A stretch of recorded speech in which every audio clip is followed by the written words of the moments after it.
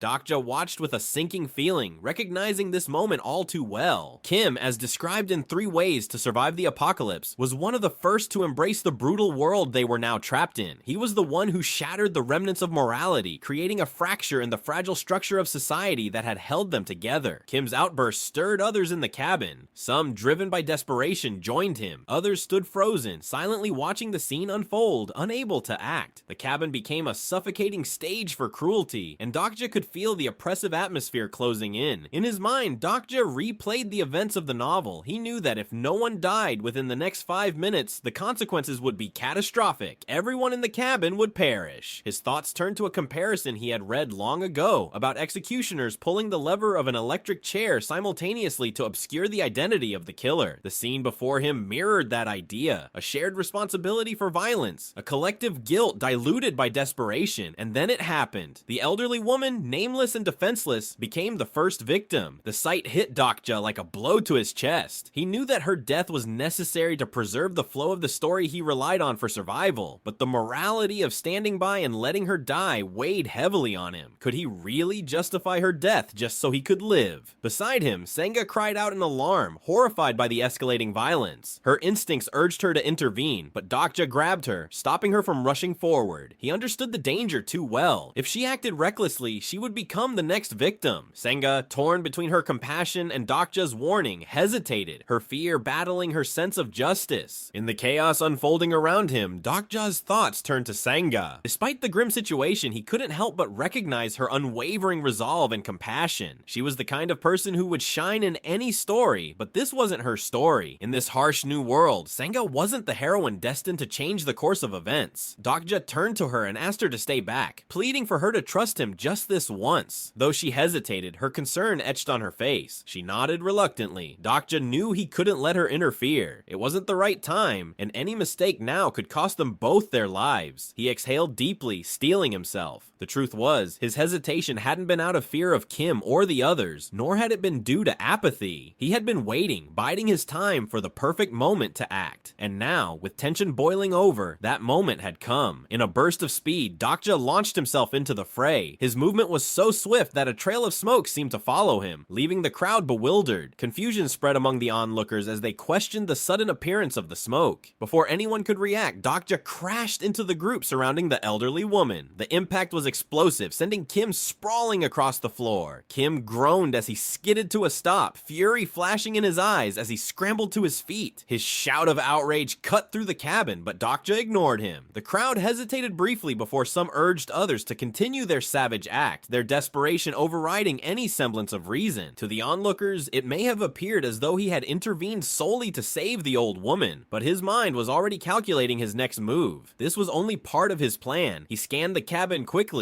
his sharp eyes searching for something or someone. Amid the turmoil, he spotted what he was looking for. A young boy stood silently at the edge of the chaos, clutching a box tightly in his small hands. Without hesitation, Dokja approached him and slid his hands into the box, retrieving its contents. The weight of his plan settled on his shoulders as he turned to the others. The old woman was still being beaten mercilessly, and her cries echoed through the cabin. Gathering his resolve, Dokja shouted, his voice firm and cutting through the madness. His words stopped the attackers in their tracks, drawing everyone's attention. He addressed the crowd, challenging their desperation and their belief that killing the old woman would guarantee their survival. His reasoning was sharp, questioning what they would do after this momentary reprieve. If the scenario was as the dokkaebi had described, it wasn't just one death required, it was one death per person. Namwoon Kim, his grin wicked and his confidence unshaken, mocked Dokja's argument. He made it clear that someone like Dokja would likely be next. His words resonated with the crowd, but Dokja had anticipated this reaction. Internally, Dokja steadied himself. He knew Kim's twisted logic well, but this wasn't about matching Kim's brutality. This was about survival without descending into the depths of savagery. Calmly, Dokja redirected their attention, offering them an alternative. He reminded them of the exact wording of the scenario. The requirement wasn't to kill a human being, it was to kill one or more living organisms. With deliberate care, Dokja held up an insect he had found. The realization hit the crowd like a wave. Insects. The answer was so simple and had been right before their eyes all along. The tension in the room shifted and desperation turned into a frenzied determination. The crowd surged forward, their focus now on the insect in Dokja's hand. The unity in their movement was startling, driven not by bloodlust, but by a desire to escape the horror of their predicament without becoming murderers. Dokja felt his heart pounding in his chest, a strange exhilaration coursing through him amidst the chaos. He was smiling, a fact that both surprised and unsettled him. In that moment, he wondered at his own nature. Had he always been this person, someone who could find joy in such precarious situations? Before the mob could reach him, Dokja acted. He crushed the insect in his hand and tossed the box filled with the remaining bugs into the air. The lid flew open, and the insect scattered, fluttering above the frantic crowd. The system message appeared before Dokja, confirming his action. The first kill had been accomplished, and he was rewarded with 100 coins. He quickly glanced at the timer, noting that 3 minutes remained. The crowd erupted into a frenzy, their attention now on the flying insects. Shouts of anger and desperation filled the air as people scrambled to capture the tiny creatures. Some cursed Dokja, others yelled in triumph when they managed to grab one. The scene descended into chaotic madness as they fought for their survival. Kim, however, turned his focus back to Dokja. He questioned Dokja's actions. Dokja's response was simple but deliberate. He pointed out the limited number of insects in the box, a cold reminder that not everyone could survive. Kim's reaction was wild laughter, his voice cutting through the clamor of the cabin. To him, Dokja's reasoning seemed absurd. He dismissed it outright, accusing Dokja of throwing the box not to save anyone, but to relish in the spectacle of their desperation. Dokja, however, knew exactly who Kim was. This was the kind of man who thrived in chaos, someone who delighted in cruelty and reveled in the collapse of order. His rampant nature nature made him dangerous, but it also made him predictable. As Dokja's thoughts raced, a system message interrupted his focus. His personal skill, character profile activated, flooding his vision with information about Kim. It was as if a veil had lifted, revealing layers of the person before him. In that moment, Dokja reflected on the kind of individual Kim was. He realized Kim wasn't like the many others who had succumbed to despair in the face of this apocalyptic nightmare. Most young individuals, especially those burdened by dark and edgy fantasies, had crumbled under the weight of the unfolding horrors. Many couldn't endure the harsh reality and took their own lives. But Kim was different. His unique mindset set him apart. He had been waiting for a world like this to become real. He was the type who thrived in chaos, adapting with alarming speed to the new rules of this twisted reality. Known later as the delusional demon, Kim embodied his nickname perfectly, a dangerous mix of delusion and capability. Dokja considered the offer. Forming a partnership with Kim could ensure his survival, at least for the immediate future. But Dokja wasn't just another survivor in this world. He was a reader who had consumed the story of 3 ways to survive the apocalypse in its entirety. He knew Kim's true nature and the kind of chaos he would unleash. The timer continued to tick, with less than 3 minutes remaining. Around them, the other survivors scrambled desperately, searching for insects to kill. Their voices were frantic, their movements chaotic. Kim, undeterred by Dokja's silence, continued to press. Dokja, however, declined the offer. He worked best alone. Kim's grip on Dokja's shoulder was firm, not immediately threatening, but laced with a silent warning. His focus, however, shifted back to the elderly woman, his intent unmistakable. He raised his hand to strike her again, but Dokja moved swiftly, intercepting the attack mid-air. The sudden interference seemed to irritate Kim. His expression twisted into one of mockery as he jeered at Dokja, accusing him of playing the hero or suffering from some moral delusion. His words dripped with disdain, reflecting the kind of arrogance that made Dokja despise this character when reading 3 Ways to Survive the Apocalypse. Dokja thought about how much he had disliked Kim's personality in the story. To him, Kim epitomized the reckless arrogance of youth, someone who believed his impulsiveness was a shield against the world. A system message flashed before Dokja's eyes that Kim despises you. Your affinity towards Kim has slightly increased. The animosity in Kim's words escalated as he demanded Dokja step aside. Instead, Dokja held his ground, and Kim's irritation boiled over. His first punch came fast, fueled by raw aggression, but Dokja anticipated it and dodged effortlessly. Kim's reaction shifted from annoyance to amusement. He grinned as if impressed, commenting on Dokja's skill. Another punch followed, but Dokja blocked it with precision. Dokja's observations deepened. The way Kim moved, the raw energy radiating from his strikes, it all pointed to something familiar. Dokja realized this was the manifestation of Kim's edgelord attribute, a defining feature of his character in the novel. The tension escalated as Kim charged again. His skill, Grimdark Awakening, activating in the heat of the moment. His next attack carried an entirely new level of power. Dokja, relying on his knowledge and quick reflexes, managed to dodge again, but the force of Kim's fist crashing into the floor was immense. Kim's delight was palpable. The raw strength he exhibited seemed to fuel his excitement as he reveled in the power coursing through him. His confidence and satisfaction explained why the protagonist of TWSA had once considered recruiting someone like him, despite his volatile and dangerous nature. Dokja's mind raced. He wondered if now was the right time to use one of his skills. As he debated, a system message appeared before him. You have unlocked level 1 of your personal skill, Omniscient Reader's Viewpoint. The name of the skill caught Dokja off guard. He briefly pondered its implications. What did it mean to possess the perspective of an omniscient reader in a world that had come to life? Meanwhile, the rest of the survivors were still frantically searching for the insects, their desperation mounting with every passing second. However, their focus shifted when the sound of Kim and Dokja's confrontation drew their attention. Confusion spread among them as they turned to witness the chaotic struggle between the two. Kim unleashed a flurry of punches, his arms swinging wildly from every direction as he tried desperately to land a blow on Dokja. His movements grew more erratic, frustration boiling over with each missed attempt. His attacks were fierce, but none of them connected. Dokja remained calm, his focus unwavering. He activated his personal skill, Omniscient Reader's Viewpoint, and the system immediately notified him of Kim's next move. The first warning pointed to his right shoulder. Dokja sidestepped, effortlessly avoiding the strike. The next alert was a blow aimed at his face, and Dokja stepped back just in time to evade it. It was as if Dokja could predict Kim's every move. The skill granted him a sense of clarity, almost like reading Kim's mind. He knew exactly where each attack would land before Kim even made the move.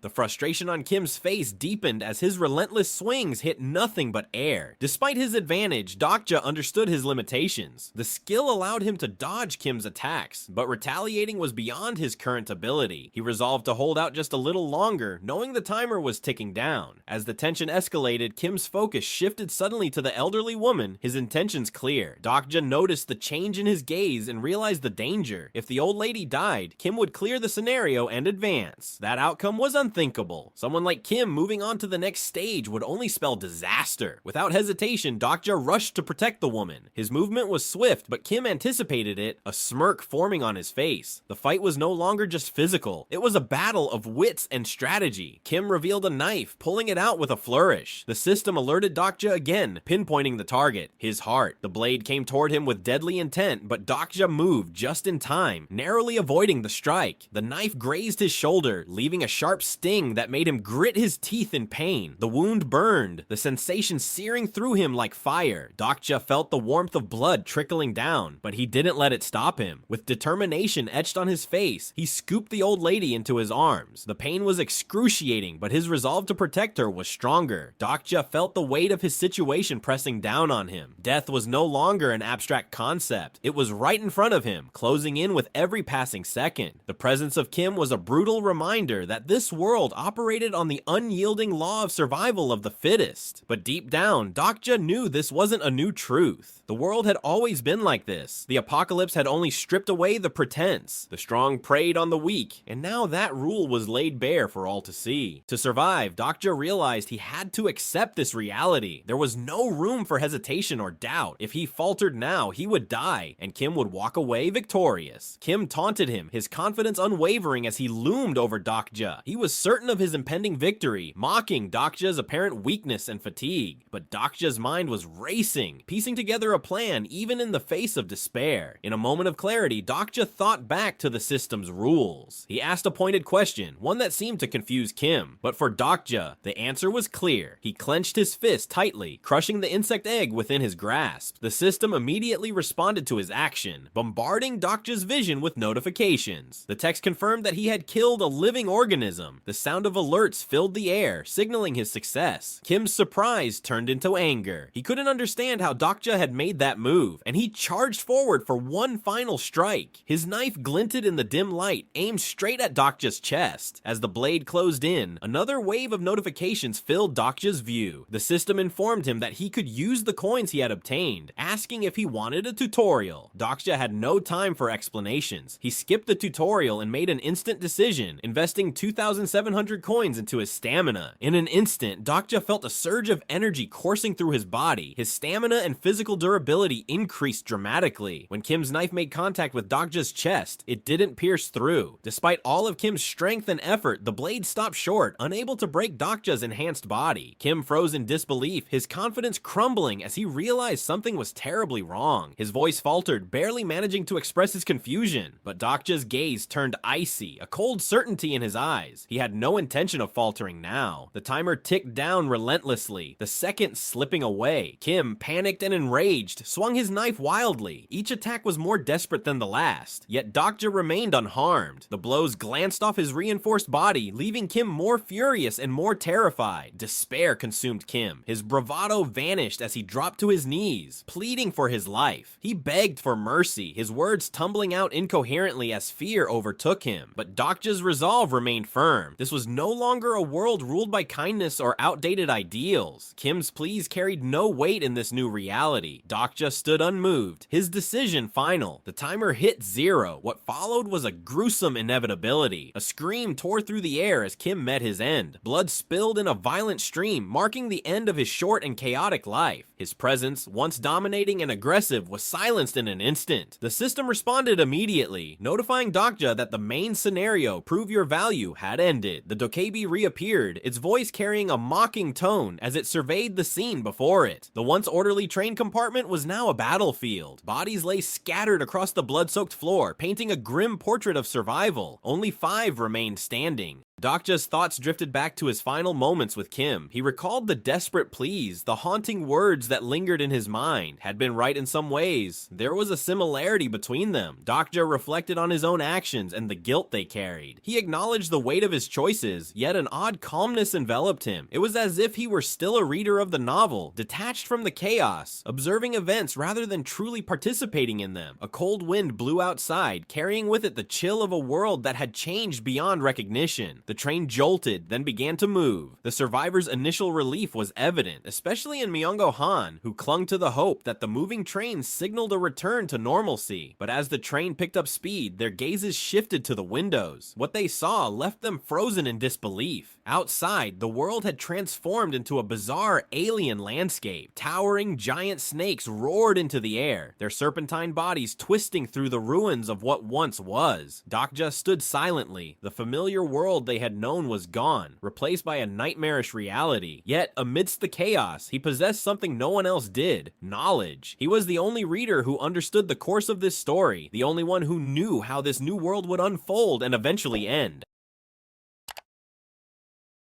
The train came to a halt on an abandoned bridge, its sudden stillness causing unease among the survivors. Looming over the bridge was a monstrous creature, its enormous serpent-like body casting an ominous shadow. Its sharp, predatory eyes scanned the train as though waiting for the slightest movement to strike. This was no ordinary beast. It was an ichthyosaur, a creature that would later be classified as a grade 7 monster in the novel. Inside the train, the atmosphere was heavy with fear. The survivors looked out at the terrifying sight before them, their breaths quick and uneven. Dokja, however, remained calm, his thoughts focused. He recalled the rules of this new world. The scenarios were the governing force, and creatures like the ichthyosaur wouldn't attack unless they were part of a designated scenario. For now, they were safe. Dokja's gaze shifted to the glowing stars that appeared in his vision, each representing a mysterious viewer from beyond. There were 21 in total, an impressive number for a novice dokkaebi's channel. These stars belonged to the constellations, beings of immense power who watched the unfolding scenarios across the universe. They were the architects of this chaos, observing and influencing events for their own amusement. Dokja understood their importance, knowing that their preferences and support could sway the course of his survival. He also realized that his actions had disrupted the original flow of the story. Kim's death had likely angered some of these celestial beings, but for every constellation that loathed him, there were others who found him intriguing. Dokja's lips curved slightly in a sardonic smile as he thought about their attention. They were the spectators now, and he was the centerpiece of their twisted entertainment. In time, they would realize the cost of their fascination. The cold wind blowing through the gaps in the train chilled the survivors, pulling Dokja out of his thoughts. Senga Yu approached him, her expression filled with a mix of concern and curiosity. Dokja apologized to her for not being able to save the elderly woman earlier. Senga hesitated before thanking him for his earlier act of throwing the cage toward her, acknowledging the risk he took. Dokja dismissed her gratitude with indifference, his mind already moving to the next challenge. He reflected on Senga's survival. She had proven herself intelligent and quick to adapt, traits that allowed her to endure the chaos. But for Dokja, the weight of his choices was a constant burden. His actions had determined who lived and who didn't. Gratitude from the survivors felt misplaced to him. He saw himself as the reason for their suffering just as much as their salvation. The dokkaebi returned, its glee palpable as it surveyed the aftermath. The creature reveled in the carnage, delighting in the unexpected number of survivors. It expressed its gratitude to the constellations for their sponsorship, thrilled by the attention its channel was receiving. 21 constellations were watching, each invested in the drama that had unfolded. Dokja surveyed the train cabin, counting the survivors. There were 5 of them, more than he had anticipated. Hyunsong stood out as expected. His athletic build and strength made his survival seem inevitable. Then there was Gilyong Lee, the young boy whose determination was evident despite his fragile appearance. Dokja recalled the moment he gave the boy an insect, asking him if he wanted to survive. When the boy nodded, they had formed a silent pact. This wasn't an act of kindness, Dokja admitted to himself. If anything, it was hypocrisy. He too wanted to live, and aligning with others increased his chances. It felt shameless, but in this new reality, survival outweighed all other considerations. The events that would follow demanded attention from the constellations, and alliances, however fleeting, were necessary. His thoughts shifted to Myungo Han, a man whose survival seemed seemed more like sheer luck. Dokja couldn't help but wonder why someone as well off as Han was even taking the subway. It was a detail that nagged at him, though it didn't seem important enough to dwell on for long. Pulling Dokja out of his thoughts, the dokkaebi spoke again. The creature praised their survival, even expressing surprise that this particular group had made it through the first scenario. It referred to them as bugs who had somehow proven their worth, a statement that stung. To the dokkaebi, they were nothing more than grasshoppers, insignificant in the grand scheme of things. Dokja's unease deepened as the dokkaebi continued. It spoke of rewards for their success, announcing that they were now eligible to be sponsored by constellations. This, it claimed, was an exciting opportunity, but the survivors, unfamiliar with the term, didn't share its enthusiasm. Only Dokja understood the significance. He was the only one who knew what constellations were or what sponsorship entailed. The dokkaebi explained further, painting a grim picture of their weakness. In their current state, they wouldn't survive the next scenario. Even the weakest of creatures, such as ground rats, could end their lives with ease. However, there were powerful beings who pitied them, beings who watched from afar and had the ability to grant them strength. These were the constellations, and their sponsorship was both a lifeline and a contract. Lee Hyun-sung's confused reaction was evident, his mind grappling with terms like sponsorship and constellations. However, the dokkaebi quickly dismissed their confusion, declaring that experience would be their best teacher. With a snap of its fingers, glowing message boxes appeared before each survivor. The notification announced the process of sponsor selection. It instructed the recipient to choose a constellation, emphasizing that the chosen one would serve as a reliable sponsor moving forward. Dokja examined his options silently, noting the contents of his message box. He wasn't surprised to see 4 constellations showing interest in him as their incarnation. As he mulled over his choices, Senga Yu's startled voice caught his attention. She had received 2 options, an uncommon occurrence for someone new to this system. Her good fortune didn't surprise Dokja. She had always been lucky in subtle ways. Feigning ignorance, he suggested she approach the selection like an aptitude test. Internally, Dokja reflected on the significance of this moment. The constellations were not just powerful entities, they were spectators who observed their struggles through the dokkaibi's channels. They chose humans they favored to sponsor, forming a contract that granted power in exchange for entertainment. This pivotal event marked the start of the sponsor selection system, one of the defining features of TWSA. Turning his focus to his own options, Dokja began analyzing the identities behind the cryptic names of the constellations. The first was the Abyssal Black Flame Dragon, a powerful being leading the Black Cloud constellation group. Known for granting a significant boost in power early on, this sponsor was ideal for scenarios requiring physical strength and stamina. However, the cost was severe. Overusing this power led to a loss of sanity, transforming the user into a mindless killer. Dokja knew this sponsor's infamous reputation, having backed a brutal antagonist in the novel. He decided to put this option on hold. The second option intrigued him, the Demonic Judge of Fire. Despite the name, this constellation was not demonic, but rather Archangel Uriel, a being of absolute good. Uriel's fiery judgments and righteous aura made her a formidable sponsor. However, Dokja hesitated. The restrictions imposed by such a sponsor could hinder his adaptability in the unpredictable scenarios ahead. The third option stood out as a mystery, the Secretive Plotter. Despite being a dedicated reader of TWSA, Dokja had no recollection of this constellation being an option. It wasn't mentioned explicitly in the novel, making its inclusion both puzzling and intriguing. Without more information, Dokja decided to move on. The final option sent a thrill through him, the Prisoner of the Golden Headband. The title alone hinted at an extraordinary being. Dokja quickly pieced together the identity. The Great Sage, Heaven's Equal, Sun Wukong, the legendary Monkey King, bound by his golden headband, was a symbol of raw, unrestrained power. Known for his ability to annihilate countless monsters and crush armies with his staff, Sun Wukong's inclusion as a sponsor was astonishing. In the novel, a character sponsored by him had become a near invincible force. Dokja couldn't help but wonder why such a powerful being had taken an interest in him. Could he truly wield such immense power to its fullest? As his thoughts raced, a system notification interrupted his deliberations. The sponsor selection had ended, locking in the choices of each survivor. The dokkaebi observed the survivors with a smug expression, its playful tone hinting at a deeper amusement. It seemed pleased with the choices made, even calling one particularly unique. While expressing that there would be many more opportunities for selections in the future, it abruptly announced a short break, stating it needed to prepare for the next scenario. With a mischievous grin, the dokkaebi vanished, promising to return in 10 minutes. Dokja immediately stepped forward, addressing the group. His calm and composed demeanor gave the others a sense of direction amidst their confusion. Hyun-sung approached him, introducing himself formally. The handshake between them was was firm, a reflection of Lee Hyun-song's disciplined background. He revealed that he had been in the army but now found himself cut off from his unit. Dokja noted the man's strength and firm grip, a testament to his role as a tanker in the early stages of TWSA. Dokja's thoughts raced as he recognized the importance of recruiting Lee Hyun-song for their survival. Lee Hyun-song expressed his gratitude for Dokja's actions earlier. He acknowledged that without Dokja's intervention, their chances of survival would have been slim, and even if they had survived, they would have lost their humanity in the process. As Dokja prepared to respond, a sudden hand grabbed his shoulder. It was Han Mayongo, his former colleague. The man's loud and overly familiar demeanor clashed starkly with the tense atmosphere. Han attempted to assert dominance, insisting Dokja address him respectfully, as though the world had not drastically changed. Dokja, however, had no patience for Han's antics. He responded sharply, his words cutting through Han's bluster. Han's startled reaction revealed his inability to adapt to their new reality. Dokja didn't hold back, pointing out the absurdity of Han's complaints and reminding him of the gravity of their situation. He bluntly stated that Minosoft, the company they worked for, was irrelevant now. Turning his focus to the group, Dokja addressed everyone, his voice steady and firm. He reminded the survivors that the dokkaebi's warnings were no joke and that the strange game-like interface, skills, and attributes were now their reality. Lee Hyun-song admitted that the situation resembled the novels he had read during night shifts, but struggled to believe it was real. Dokja met his uncertainty with a grim confirmation. This was no dream. Lee Hyun-song acknowledged Dokja's composure and expressed his relief that at least someone seemed to have a grasp of their situation. He asked Dokja what their next steps should be. Without hesitation, Dokja declared that they needed to leave the cabin. The others, however, reacted with immediate fear and disbelief. Whispers and murmurs rippled through the group. Some questioned Dokja's judgment, calling him reckless for suggesting such a dangerous course of action. Lee Hyun-song, while calm, admitted that he was hesitant to leave, citing the dangers outside and his own desire to check on his unit. Fear of the unknown paralyzed the group, their resistance to the idea palpable. Dokja's mind raced as he assessed the situation. Convincing Lee Hyun-song to join him was critical. He couldn't let the tanker, one of the key figures in surviving the early stages, remain in the false safety of the cabin. Suddenly, loud slams against the cabin door shattered the tense atmosphere.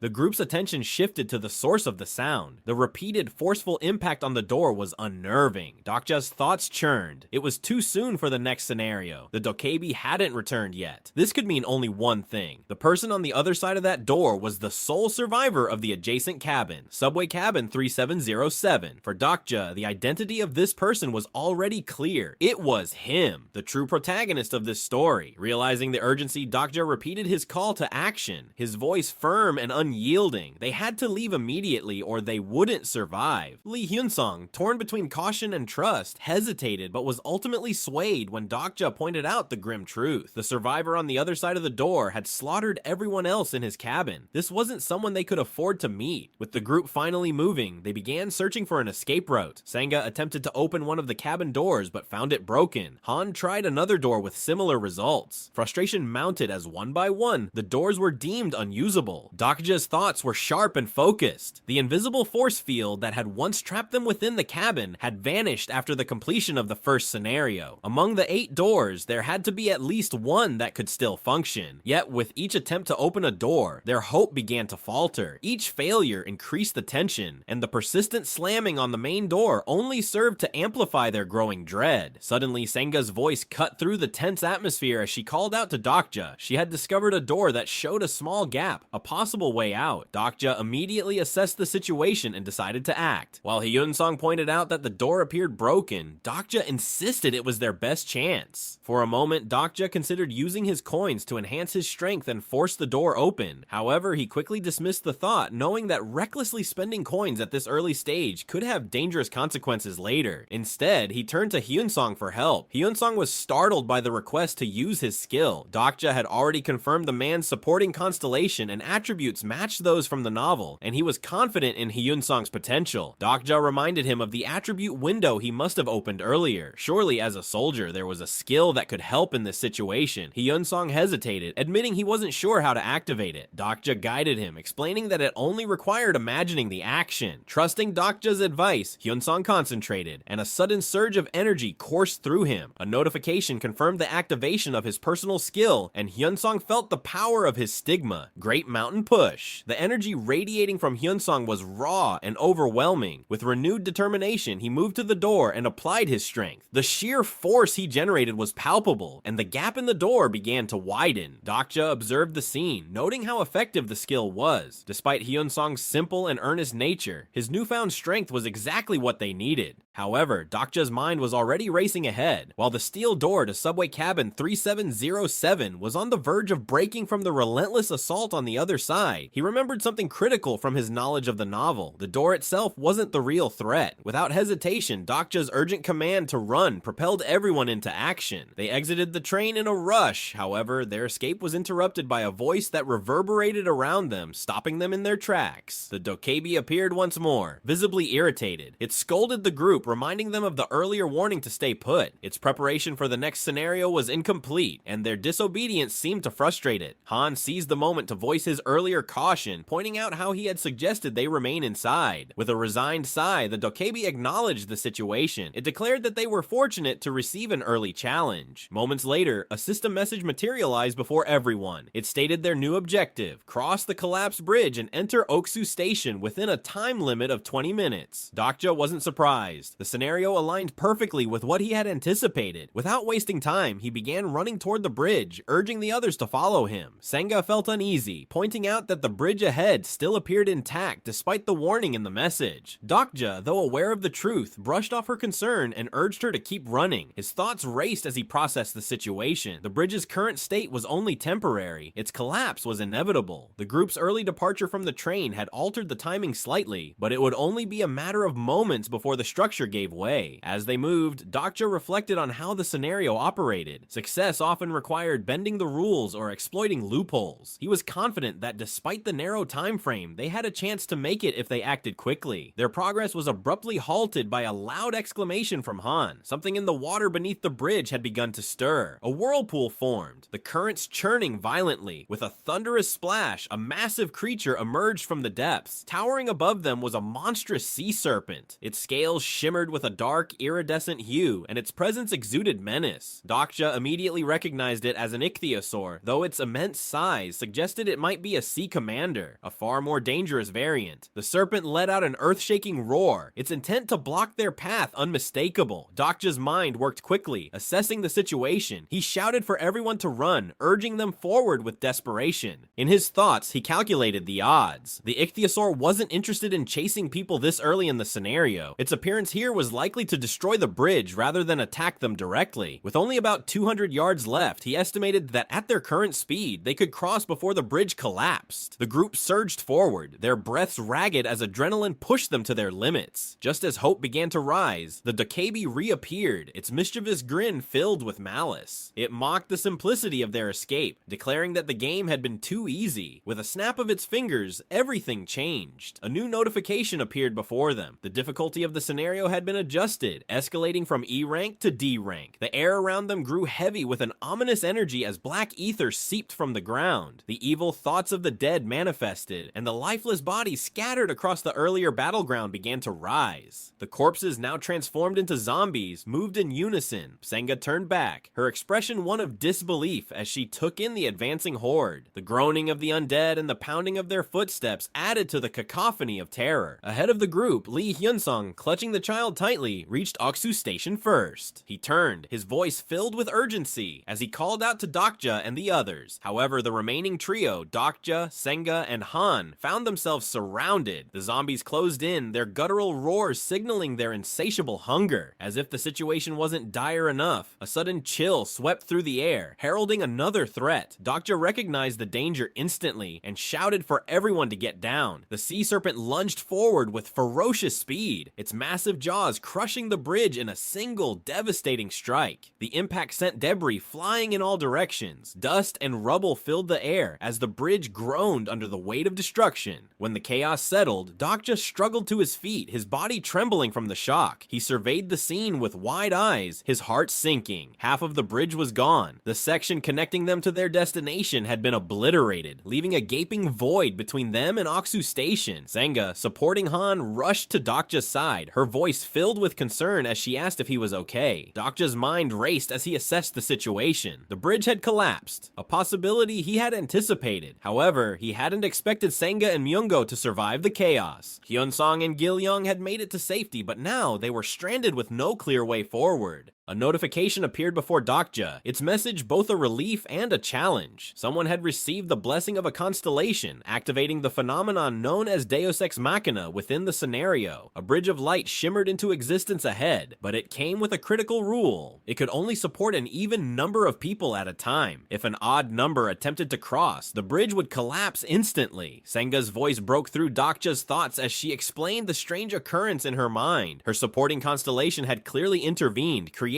this bridge. Dokja's thoughts turned analytical. This type of intervention was exceedingly rare, even in the ways of survival. What kind of constellation could be supporting Senga? He tried to activate his character profile skill to find out more, but it was blocked. This left Dokja puzzled. Why couldn't he access her profile? Did Senga possess a special constellation, or perhaps the mental barrier skill? But it seemed implausible for her to already have such an advanced skill. His curiosity was interrupted by her sudden scream, warning him of danger. A fist came hurtling toward Dokja from behind. Reacting instinctively, he countered with a powerful blow, sending the attacker flying. The impact dragged the zombie several feet before it came to a halt. As Dokja turned to face the creature, his gaze narrowed. This wasn't an ordinary zombie. The black ether had mutated it into a tier 9 humanoid demon. These creatures were far more dangerous than regular zombies, especially if the host had once been a powerful individual, and this one was no random host. It was Namwoon Kim. Dokja activated his skill, Omniscient Reader's Viewpoint, hoping to gain insight into Kim's movements. However, as Kim swung his massive fist, the blow narrowly missed Dokja, proving his skill was ineffective against this opponent. The situation was dire, and Dokja's thoughts raced. They needed to cross the bridge, but the rule of even numbers meant one person had to stay behind. With Dokja, Senga, and Han still on this side, someone would have to sacrifice themselves. Dokja turned to shout instructions to Senga, but his words caught in his throat as he noticed Han acting swiftly. Han had hoisted Senga onto his shoulders and was already bolting toward the bridge. Senga struggled against him, screaming Dokja's name and demanding to be let down, but Han didn't stop. His movements were incredibly fast, almost unnaturally so, as he sprinted away from the chaos, leaving Dokja behind. Dokja's mind reeled at the betrayal. Han had abandoned him to certain death. As he attempted to use his skill to analyze Han's character profile, the system denied his access, blocking his view. Dokja quickly deduced the truth. Han's exceptional speed was likely the result of a stigma, lone-legged, swift foot, granted by the constellation Lipping Trickster. However, this didn't explain why Dokja's skill failed on Senga and Han earlier. Then it struck him. They weren't characters from the 3 ways to survive the apocalypse. The system wasn't failing. It was simply working as intended. Before Dokja could think further, Kim roared, his monstrous form lunging at him. Dokja reacted instinctively, delivering a sharp elbow strike that momentarily stunned Kim. Yet the danger didn't subside. More humanoid demons infused with black ether closed in around him, their hunger palpable. Dokja fought to keep them at bay, his mind racing for a solution. The thought of using a demon as a partner to cross the bridge briefly crossed his mind, but he dismissed it. The rules of the scenario were too strict for such loopholes to work. With only 15 minutes left until the scenario ended, time was running out. Amid the chaos, the dokkaebi overseeing the scenario appeared, grinning with amusement. The creature teased Dokja, sarcastically calling out for a constellation to bless him, but no response came, leaving Dokja to fend for himself. As the fight dragged on, Dokja's body began to give out. Exhaustion weighed heavily on him and his movements grew sluggish. At one point, he slipped near the edge of the shattered bridge, barely catching himself before falling into the dark, swirling waters below.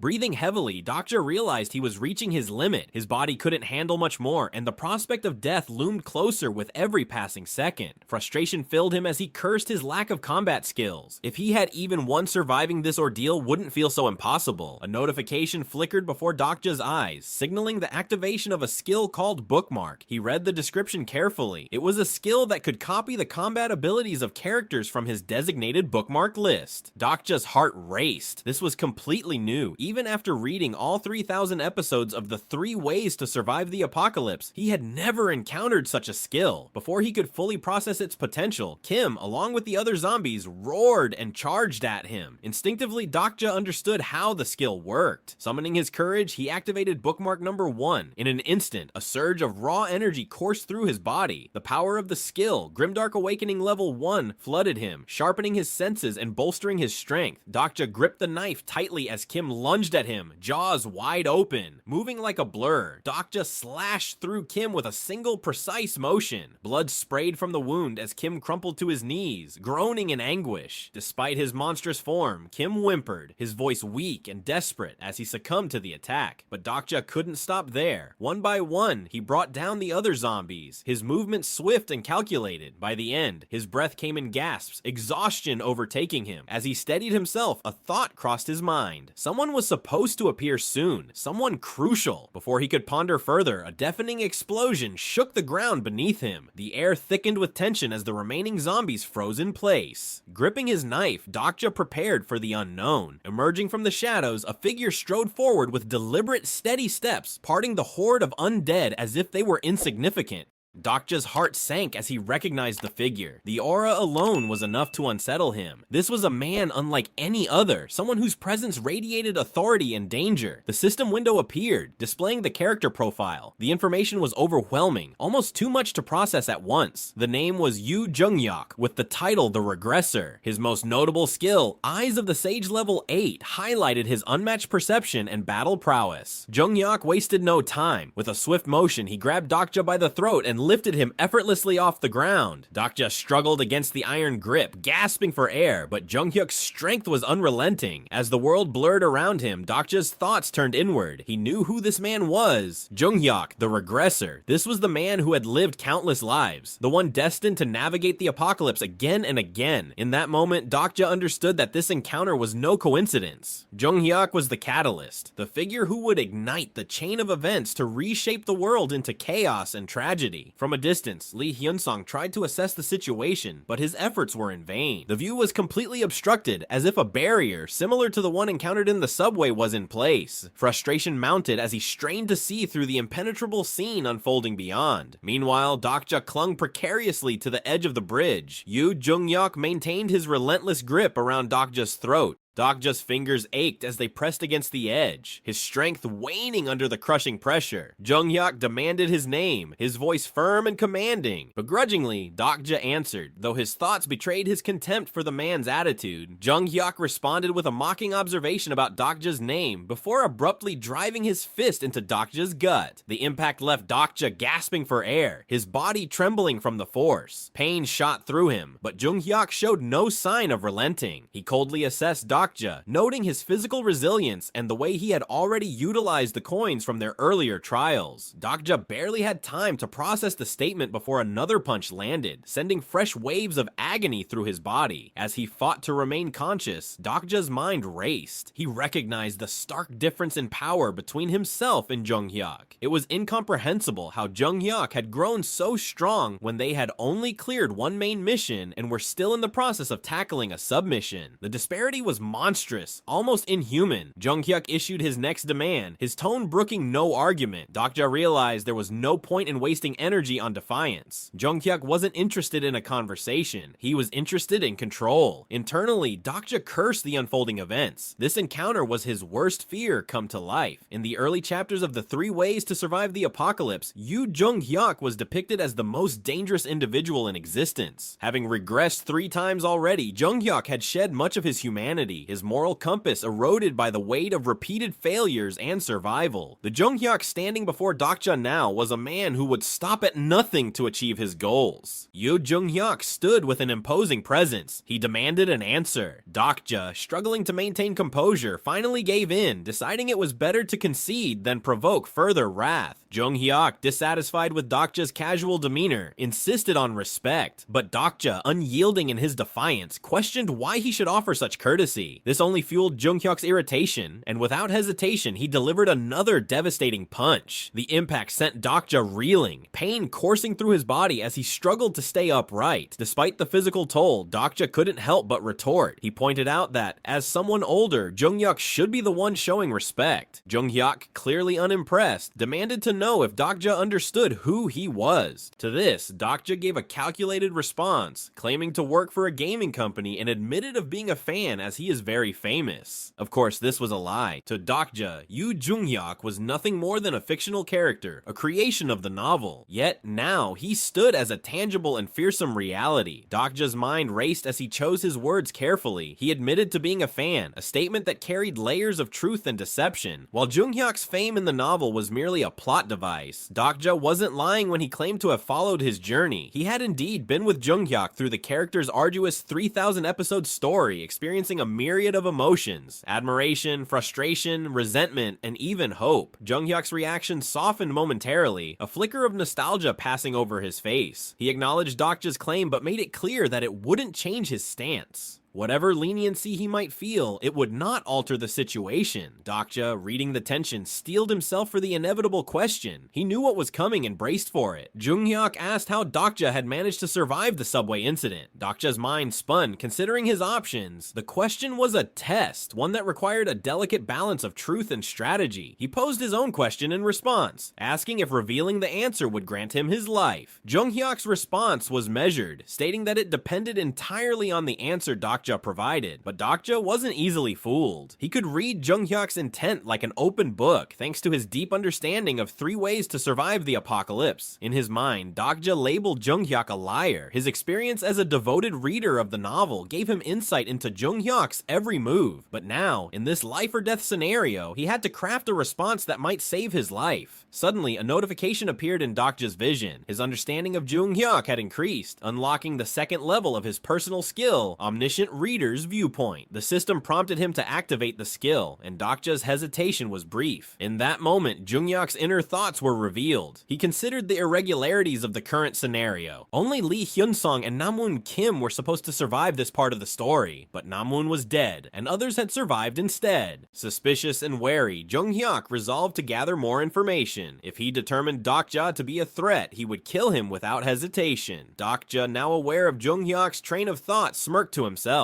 The timer for the scenario had only 5 minutes left. This slight advantage emboldened him as he finally answered Jung-hyuk's question. He claimed that he had survived due to luck, explaining how the boy with the insects had fallen into view after an explosion rocked the subway car ahead. Jung-hyuk's mind raced at the revelation. The future he knew was shifting. The explosion, the insects, these elements didn't align with his previous regressions. He glanced at the pile of bodies around them, piecing together the discrepancies. Was it his own actions that had caused this deviation? Perhaps the explosion he had triggered this time had altered the outcome. Still, something about Dokja unnerved him. Jung-hyuk scrutinized Dokja's calm demeanor. For someone new to a world turned upside down, Dokja was far too composed. This lack of panic, paired with his earlier actions, suggested he was not an ordinary survivor. Jung-hyuk deduced that Dokja might have been the one who killed Namwoon Kim, an act that required more than mere luck. His usefulness was undeniable, but so was his potential danger. Dokja, sensing Jung-hyuk's internal conflict, decided to shift the focus. He suggested they move on to Oksu Station together, noting the time ticking away. However, Jung-hyuk's sharp gaze intensified as he activated one of his most formidable abilities. Without warning, the atmosphere grew heavy as Jung-hyuk unleashed his SS-grade skill, Eye of the Sage. This skill wasn't just any detection ability, it was the pinnacle of analysis, capable of revealing not only surface-level attributes, but also hidden information about its target. For a moment, Dokja froze, his thoughts racing. He recognized the significance of the skill immediately. Dokja had always wondered why Jung-hyuk hadn't used it earlier, yet amidst his unease, a sliver of opportunity presented itself. If Jung-hyuk's skill revealed Dokja's own abilities, it would mean that Dokja could learn about them too. Before Dokja could dwell further on the implications, a series of notifications chimed in his vision. The system alerted him that his personal skill, Fourth Wall, had activated. This unique ability had detected the Eye of the Sage and acted immediately to counter it. Jung-hyuk staggered, visibly shaken. His sharp eyes crackled with energy as his skill faltered. The disruption left him bewildered, and he struggled to comprehend what had happened. The system confirmed it. The Fourth Wall had successfully blocked the Eye of the Sage. For a moment, Jung-hyuk faltered, his balance unsteady. His confusion shifted into a rare glimpse of frustration as he glared at Dokja, demanding to know what kind of person he was. Dokja, still processing the turn of events, realized the magnitude of his skill. The fourth wall wasn't just a defensive tool, it was a game changer. Combined with the earlier discovery of Bookmark, his abilities were proving to be far more potent than he had anticipated. But this newfound strength also painted a target on Dokja's back. Jung-hyuk's thoughts darkened as he came to a chilling conclusion. If Dokja posed such a significant enigma, he could not be left alive. Jung-hyuk's intent to eliminate him became clear. Dokja's mind raced, knowing he was out of time to explain himself in any logical way. His earlier plans were useless now. Jung-hyuk wouldn't trust him, and the situation was spiraling out of control. In desperation, Dokja shifted tactics. Appealing to Jung-hyuk's pragmatism instead, he presented himself as a necessary ally, someone Jung-hyuk could not afford to discard. Dokja emphasized the impossibility of clearing future scenarios alone, referencing the infamous Scenario 46 as proof. Jung-hyuk, still wary, questioned Dokja's knowledge. The possibility of Dokja being another regressor crossed his mind, deepening his mistrust, but Dokja deftly avoided the trap, dismissing the focus on his identity. What mattered was his usefulness in the trials ahead. Jung-hyuk realized if Dokja were a regressor, he would have known him from one of his countless loops. Instead, a more unsettling thought emerged. Could Dokja be something else entirely? Dokja's confidence didn't waver. He declared that he knew a future Jung-hyuk couldn't possibly foresee. Almost instantly, a system notification appeared before Dokja's eyes, revealing that Jung-hyuk had activated his lie detection skill. The skill confirmed that Dokja was telling the truth. Jung-hyuk's thoughts raced. The possibility of another prophet existing, particularly one outside the well-known Anna Croft, was unthinkable. The prophet attribute was unique, rare, and incredibly powerful. In 3 ways to survive the apocalypse, it was the only attribute that allowed someone to passively neutralize detection skills and foresee future events. According to Jung-hyuk's knowledge, there had been just one individual with this attribute in the story he knew. Jung-hyuk finally questioned Dokja's abilities, probing whether he possessed future sight. Dokja gave a vague acknowledgement, avoiding revealing too much, but confirming enough to pique Jung-hyuk's interest. Dokja further stated that he had anticipated Jung-hyuk's presence there. Dokja acknowledged that Jung-hyuk had a unique understanding of the future, but it was inherently flawed. A regressor's knowledge came from repeating past timelines, but any deviation in the present would inevitably lead to unknown outcomes. Dokja explained how this incomplete knowledge would eventually leave Jung-hyuk vulnerable to unforeseen events. Offering himself as an ally, Dokja made his case. Internally, Dokja reflected on the situation. For Jung-hyuk, the idea of having a prophet as a companion would be immensely appealing. Dokja could fill that role, not because he had supernatural foresight, but because he was the sole reader of TWSA. He had seen every twist, turn, and resolution across the thousands of chapters of the story. Jung-hyuk considered Dokja's proposition carefully. The allure of having a prophet by his side wasn't just useful for the current scenario, it could prove invaluable for the many battles ahead, including the confrontation with Zarathustra, but trust was a different matter entirely. Jung-hyuk couldn't dismiss the risk of betrayal, even as time ticked away relentlessly. The scenario's clock was running out, leaving only 40 seconds to make a decision. He declared Dokja Kim as his companion, but his actions were far from gentle. Grabbing Dokja by the throat, Jung-hyuk began dragging him forward without hesitation. Dokja, gasping and struggling to keep up, barely managed to keep his footing. As they advanced, the fragmented bridge ahead revealed itself. The gap had been formed by the Deus Ex Machina system, aptly named the Bridge of Even Numbers. Behind them, a swarm of zombies closed in, their groans growing louder with each passing moment. From a safe distance, Yu Senga and Lee Hyun-song watched the scene unfold. Yu Senga's concern for Dokja was evident as she questioned his fate, but Lee Hyun-song remained cautious, knowing they could only wait and see how the situation developed. Dokja, while being dragged forward, found a moment of clarity amidst the chaos. Relief washed over him as he realized he had managed to convince the regressor to accept him as an ally. The system chimed in, notifying Dokja that his personal skill, Omniscient Reader's Viewpoint, had been deactivated due to his exhaustion and overuse of concentration. The deactivation of his skill left Dokja uneasy, but he reassured himself that he had done everything within his power. He had managed to secure Jung-hyuk's trust, or so he believed, and now they could cross the bridge together. Just as Dokja's thoughts began to settle, Jung-hyuk abruptly stopped. Without warning, he turned and tightened his grip on Dokja's throat, dragging him closer to the edge of the precarious bridge. Jung-hyuk's piercing gaze bore into Dokja, his suspicions still lingering. He demanded proof of Dokja's abilities as a prophet, challenging him to predict predict his own immediate future. With his grip tightening, Jung-hyuk pushed Dokja to the very edge of the bridge, dangling him over the churning waters below. Before Dokja could respond, the waters erupted with violent energy. The sea serpent surged upward once more. Its monstrous form loomed over them, its jaws open wide, ready to devour Dokja whole. Panic coursed through Dokja as he realized the peril he was in. Jung-hyuk's question echoed in his mind. Whether he would be let go or saved depended entirely on Jung-hyuk's next move.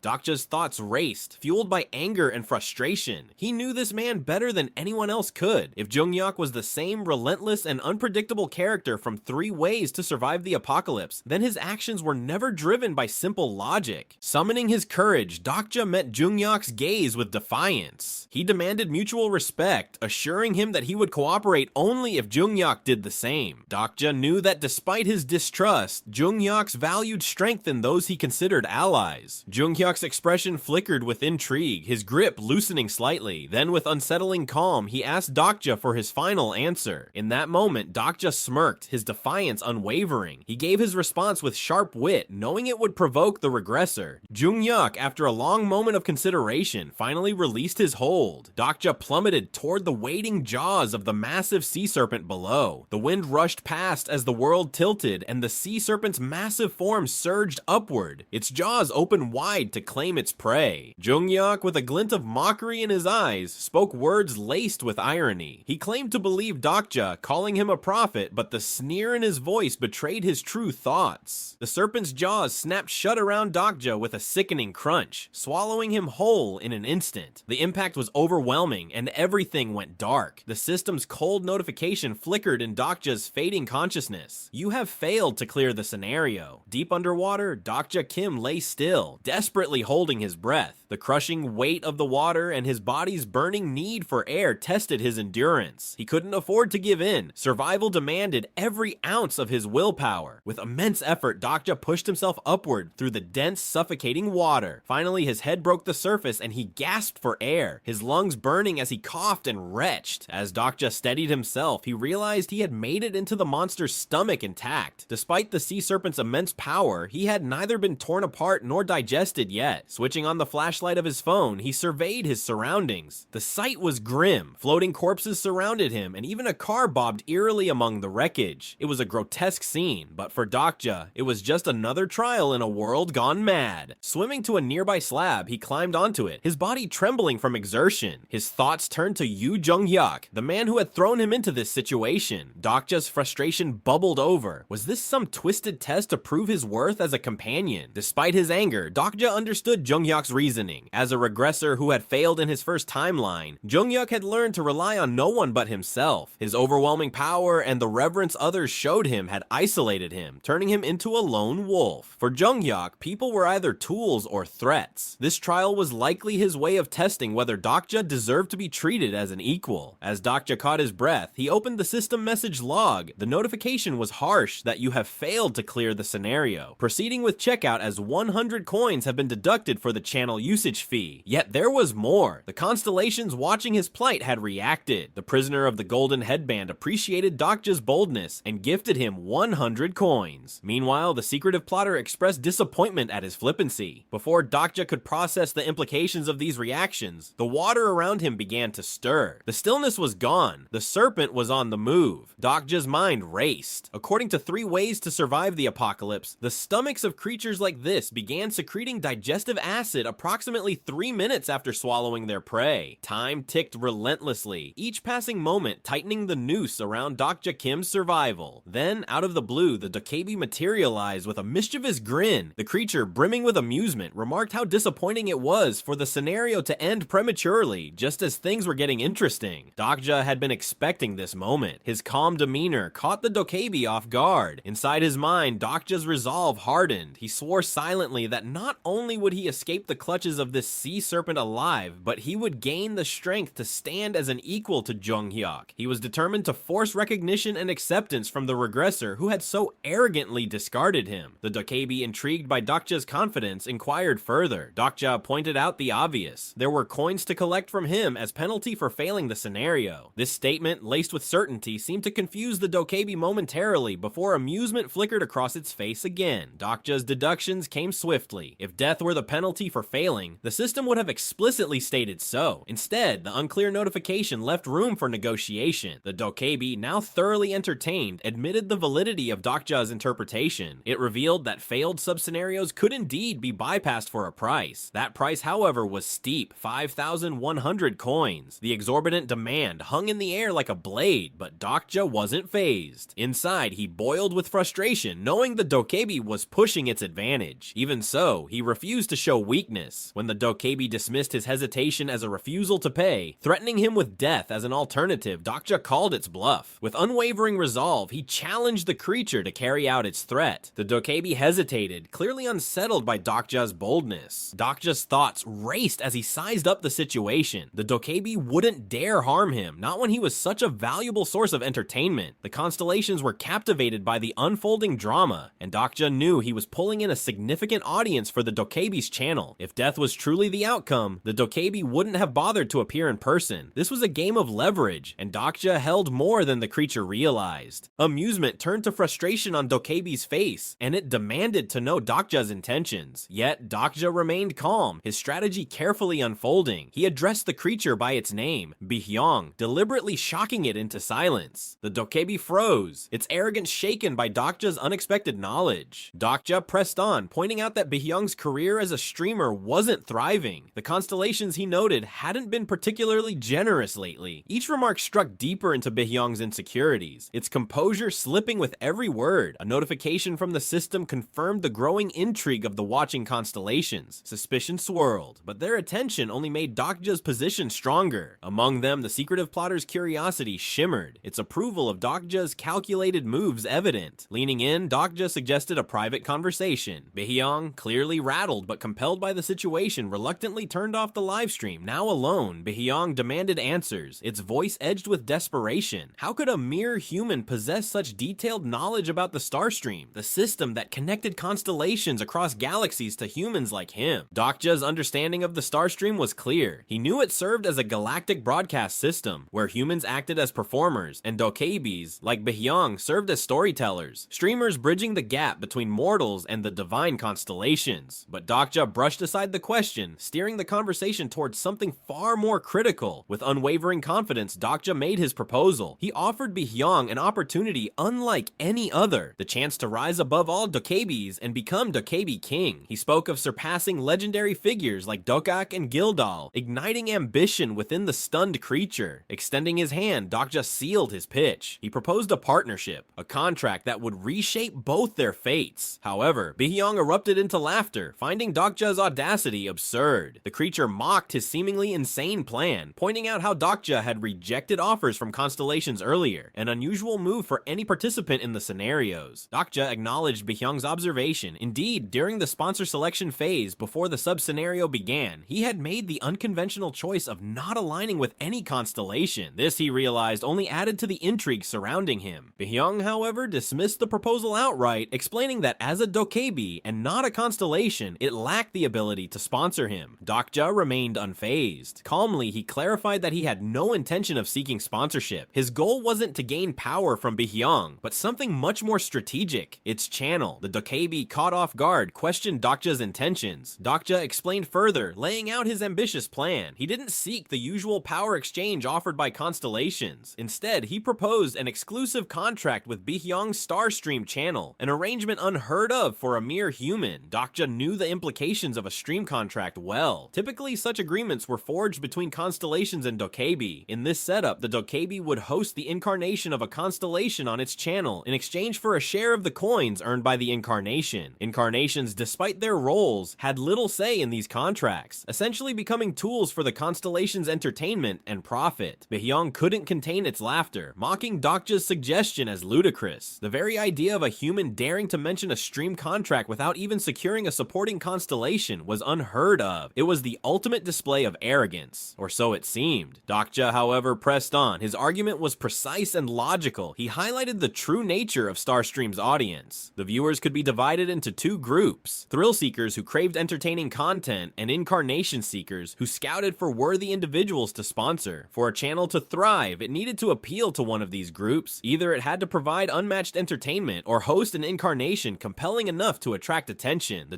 dokkaebi, while mildly impressed by Dokja's knowledge and cunning for a human, it still dismissed his boldness as irrelevant. But Dokja, unbothered by the dokkaebi's condescension, retaliated sharply, pointing out Byung's lackluster subscriber count and the mediocrity of its channel's appeal. His words were blunt, crafted to provoke. Then, without hesitation, Dokja elaborated on his plan. He proposed an idea that would reshape the Starstream's dynamics, a channel capable of captivating thrill-seekers and simultaneously showcasing extraordinary incarnations. Such a concept Byung thought was impossible. No incarnation could meet both demands, especially without the backing of a supporting constellation. But Dokja countered with precision. He explained that constellations seeking incarnations often abandoned channels once they had made their selection. However, he posed an intriguing question. What if there existed an incarnation who deliberately refused to choose a supporting constellation, yet still outperformed all others?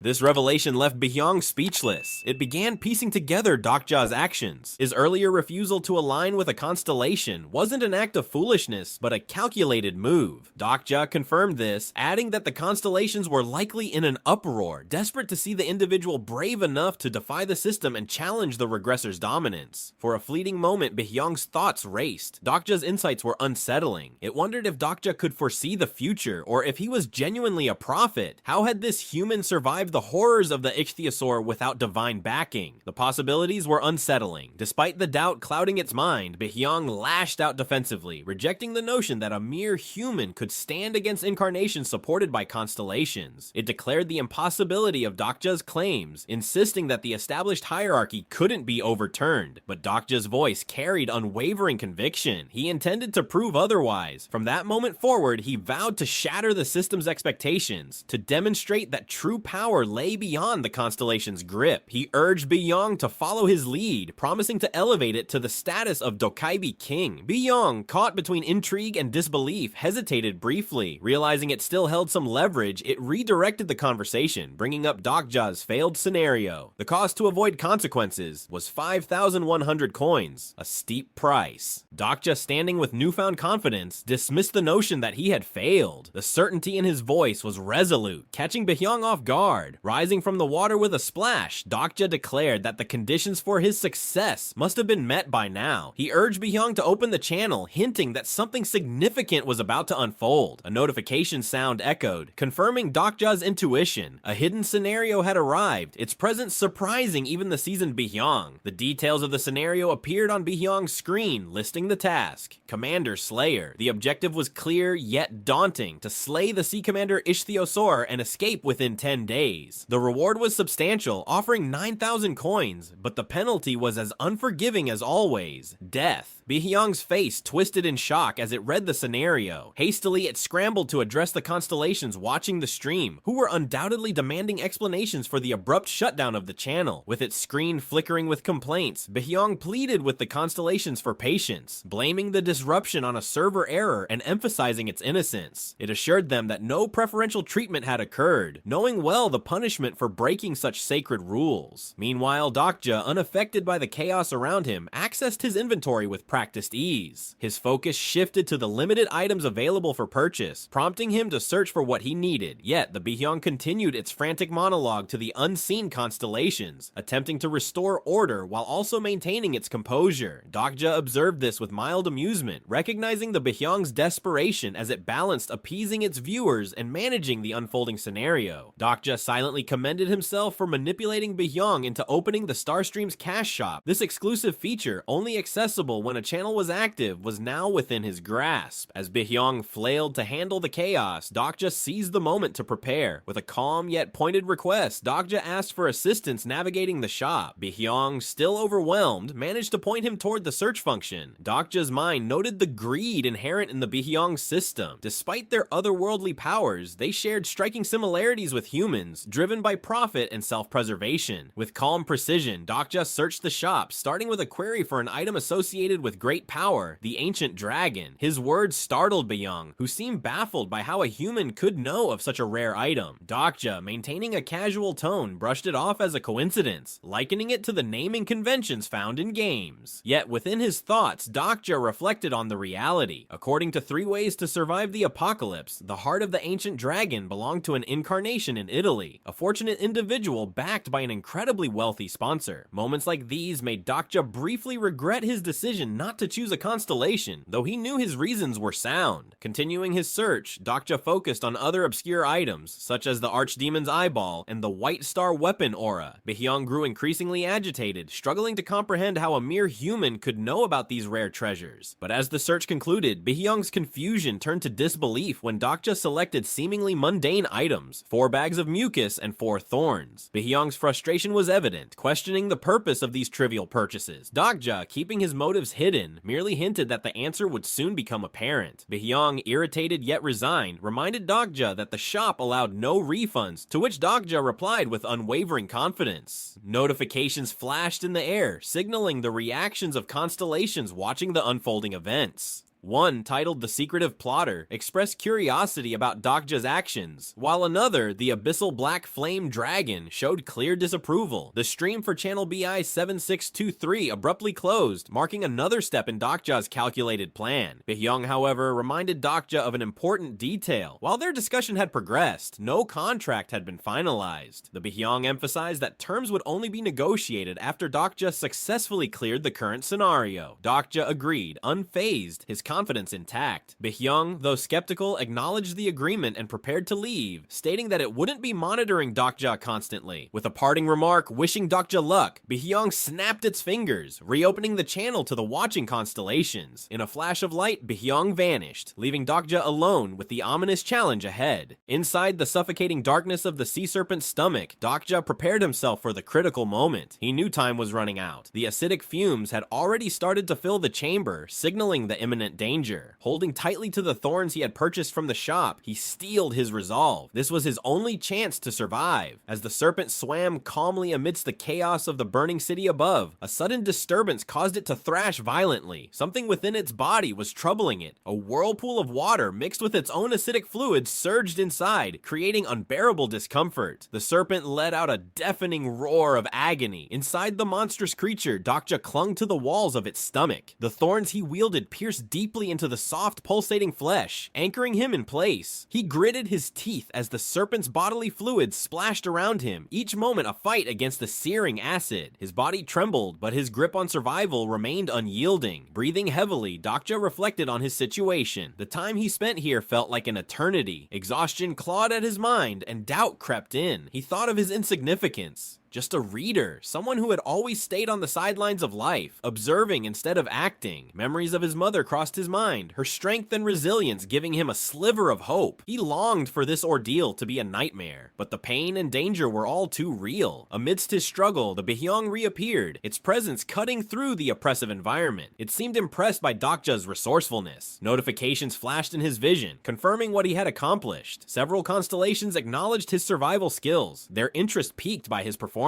By the 4th day of the hidden scenario, Dokja's strength was nearly depleted. His body trembled, and his grip on the thorns faltered. With a final, exhausted effort, he lost his hold and fell, hitting the fleshy ground with a heavy thud. As he lay there, another notification chimed in his mind. The hidden scenario had concluded. Dokja had successfully hunted a Tier 7 sea monster, becoming the first to achieve such a feat. He earned 9,000 coins as a reward, and an additional 1,000 coins for his achievement. Baehyung analyzed Dokja's methods with astonishment, remarking on the unusual way he had utilized the Stonehog's thorn. Typically, these creatures inhabited coastlines and preyed on small sea creatures, using their specialized thorns to pierce and dry their targets. But for Dokja to repurpose such a thorn for survival was beyond expectation. As the system chimed with notifications, several constellations began to understand Dokja's earlier actions, their complaints mingling with curiosity. They demanded clarity, wanting him to narrate his intentions in advance so they could follow along more closely. Baehyung, still marveling at the ingenuity of Dokja's survival techniques, mentioned the hammer seahorse's mucus, a substance even the Baehyung hadn't known could shield against the ichthyosaur's stomach acid. Dokja's mind replayed the desperate steps he had taken. Before activating the Stonehog's thorn, he had smeared himself with the remnants of the hammer seahorse's mucus. Knowing its natural defense against predators like the ichthyosaur, he had counted on its protective properties to shield him from the acidic environment. To stave off hunger, he had consumed the diluted bodily fluid of the ichthyosaur funneled through the thorn. It had been a grueling trial, demanding demanding relentless willpower and a high tolerance for pain. His explanation to the Bihyang felt almost dismissive, as if helping it narrate to the constellations was more out of necessity than obligation. Though irritated, the Bihyang begrudgingly acknowledged the brilliance of the survival display and turned to the constellations, portraying the events as an awe-inspiring drama of endurance. Dokja's patience, however, was wearing thin. He demanded access to Dokkaebi's shop, his tone firm and unwavering. While the Bihyang hesitated, Dokja acted decisively, gripping the Stonehog's thorn and striking it into the intestinal walls of the sea serpent. The force of the blow cracked open the walls, revealing a glowing core, the ichthyosaur's nucleus. Grabbing the nucleus with resolve, Dokja's plan was already clear. He intended to trade this rare and valuable item on the Bihyang auction house. His demand was specific: broken faith, an item of legendary significance. His resolve was met with astonishment from the Bihyang, who couldn't fathom how Dokja or anyone could possess such intricate knowledge. Bihyang expressed doubt, wondering aloud if anyone even owned the item Dokja requested. Dokja, however, remained unfazed and quickly pivoted to his next purchase. But before he could continue, the Bihyang interrupted. With dramatic flair, it paused the channel and prepared for advertisements, leaving Dokja momentarily waiting. When the broadcast resumed, Bihyang presented Dokja with a formal contract. It admitted to initial hesitation, but explained that watching Dokja successfully clear the hidden scenario had solidified its decision to work with him. The gesture surprised Dokja, as the contract was more detailed and favorable than he had expected. Still, he scrutinized the document and immediately noticed a glaring omission. The most critical aspect, the profit ratio, was absent. While Bihyang dismissed the need for formality, suggesting a verbal agreement was sufficient due to the soul-bound nature of stream contracts, Dokja firmly pointed out the importance of clearly defining the terms. Bihyang, flustered and eager to finalize the deal, proposed an even split, 50-50, on the coins, generously waiving channel usage fees. However, Dokja was not one to be easily swayed by surface-level agreements. He immediately rejected the offer, his tone sharp and unyielding. Bihyang, caught off guard, stammered, trying to justify that this was the standard rate within the industry. But Dokja was already several steps ahead. He thought carefully about how the system worked, how a constellation's incarnation typically earned coins through gifts from other constellations, splitting the rewards with Bihyang managing the channel. This arrangement wasn't applicable to him, though. Dokja didn't have a supporting constellation, and coins gifted directly to him incurred a significant commission for Bihyang. It was clear Bihyang had already profited significantly thanks to his survival and ingenuity. Without hesitation, Dokja demanded to keep all the coins for himself. Bihyang's face contorted with frustration at such an audacious request. It argued fiercely, calling the demand absurd and unreasonable. Yet Dokja remained calm, countering with the suggestion that Bihyang would still earn its share through commissions. His demeanor left no room for negotiation. When Bihyang attempted to salvage the situation, offering 70% to Dokja, he held firm. The threat to move his talents to another channel, mentioning Gildal's rising success, forced Bihyang into a corner. Begrudgingly, it raised the offer to 80%, its voice tinged with desperation. But Dokja remained unyielding. It was all or nothing. Time was running out as the advertisements were nearing their end, and the impatient murmurs of constellations grew louder. Realizing it had no choice, Bihyang clenched its teeth, furious but resigned, finally conceding to Dokja's terms. It asked him if he would sign the contract now that all his demands were met. Dokja, unbothered, added one final condition. He insisted on a contract fee, 5,000 coins up front. Bihyang's frustration peaked, but with little room to argue, it had to comply. The massive body of the sea serpent lay lifeless. Its form sprawled across the shore as waves crashed against its remains. Dokja emerged from the water, his body weary but his determination intact. Swimming through the tides, he finally reached the sandy beach, inhaling deeply. It was the first time he had tasted fresh air in 4 days. He had initially thought his escape would take 2 days, but 4 days wasn't bad considering the circumstances. Dokja reflected on his progress. Yu Jung-hyuk, the protagonist of 3 Ways to Survive the Apocalypse, had taken 4 days to complete the same ordeal during his 4th round. For Dokja, matching that feat on his first attempt felt like an accomplishment. In addition to surviving, he had successfully signed a stream contract with Bihyang and earned a respectable number of coins. These achievements marked a solid start to his journey. The thought amused him. Once just an ordinary reader, he now found himself wielding extraordinary knowledge and skills simply because because he had read 3 ways to survive the apocalypse. A soft chime echoed in his mind as the system's notification appeared. Dokja's personal skill, the fourth wall, remained active, offering him a peculiar sense of comfort. However, the situation wasn't without complications. When he tried to access his attributes window, nothing happened. Baekhyung, noticing the anomaly, seemed perplexed by the system error and attempted to investigate. Yet even its efforts couldn't override the block. Dokja moved on, unfazed. Baekhyung's inability to interfere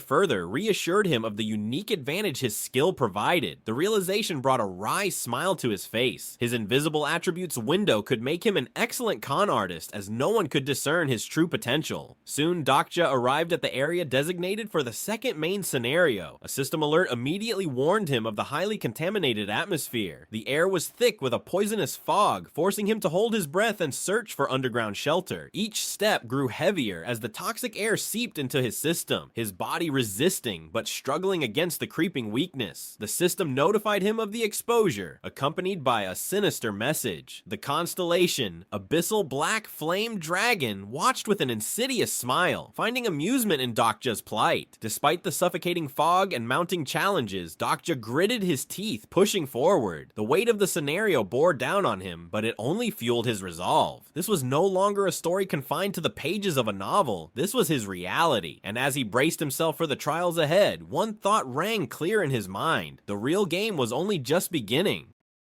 Thanks for watching. Like, share, and subscribe if you enjoyed it. Until next time, happy watching.